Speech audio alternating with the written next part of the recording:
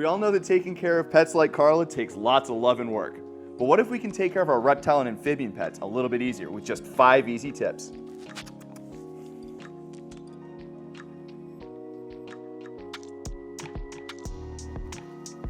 Let's start with our first tip for simplifying your terrarium. And it's always having a good drainage layer below a quality substrate. Now in the past, we've talked a whole lot about substrate in our videos, and it's for a very good reason. If you don't get your substrate right, it's gonna affect the health of your animals, and it's gonna make keeping them a lot harder on a daily basis. Yeah, but to have a good substrate that drains well while still holding in moisture, you need to start with the foundation of a layer of clay balls. On top of that, you need to use a quality substrate that holds moisture, like our Leap Living Earth. In any event of accidental overwatering, you're gonna wanna make sure that you have a good drainage layer.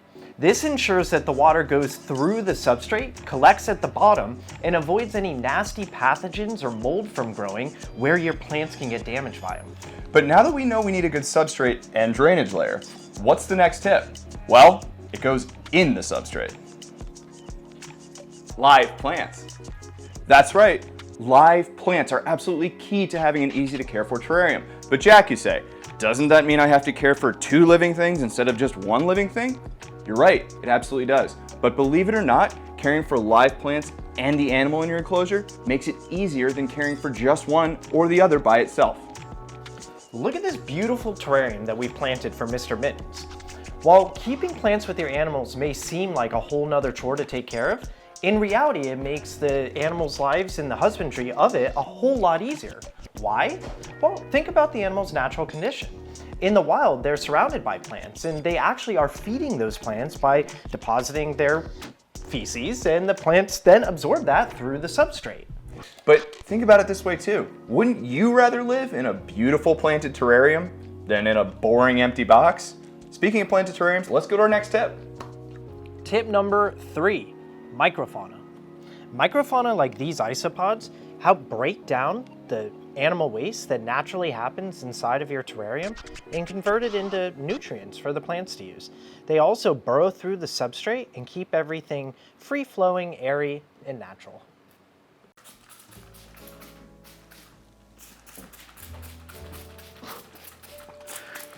Every time I leave you alone for even a minute, I come back and you're doing something more ridiculous. What is it? I turned the heat on this wall. Now the humidity's low in the house, so I'm adding humidity. Have you already forgotten everything that we went over in our humidification video? No. Yes, I have. Let's just skip to tip number 4. So now we're at tip number 4 on the list, and it's how to automate the environment inside your home terrarium.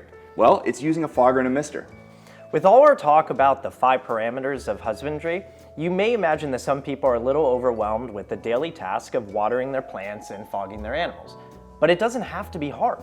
With a fogger like this one or a mister like that one, you can automate that process, which makes everything a lot easier, and your natural terrarium will benefit for it. So now you're asking, there's got to be a way to automate the other parts of the 5 parameters that aren't the mister and the fogger, and you guessed it, there is, and it is tip number 5 on our list. Tip number 5, timers and sensors. In the past 10 years, there's actually been a tremendous amount of development in the world of timers and sensors, and now you can get pretty darn good ones for really cheap. Whether you get basic plug-in timers like these, to entire reptile room controllers like this one. no matter how you do it, automating your 5 parameters of care takes almost all of the work, of course you still have to feed your animals, out of caring for your animals. So let's go take a look at an entry-level use of automation and timers that I think you guys are really gonna like. So this is my newly set up White's tree frog habitat, and I've basically automated all 5 parameters. So let's start with lighting. Lighting, it's just a simple rotary timer, $5 at your local grocery store, and it just turns the lights on and off at given points in the day. For misting, I use the built-in timers of the Elite Programmable Mister that allow you to set a few different parameters to just automate your misting. Next, for a fogger, I went a little bit flashier than what's just built in, but it was only about $25 on Amazon to buy this Inkbird humidity controller. It has a sensor in the terrarium that monitors our humidity and then turns this on and off automatically throughout the day. For only $25, that gives me peace of mind that my humidity is right throughout the day. However you do it, it's actually not that hard to automate all 5 of your parameters.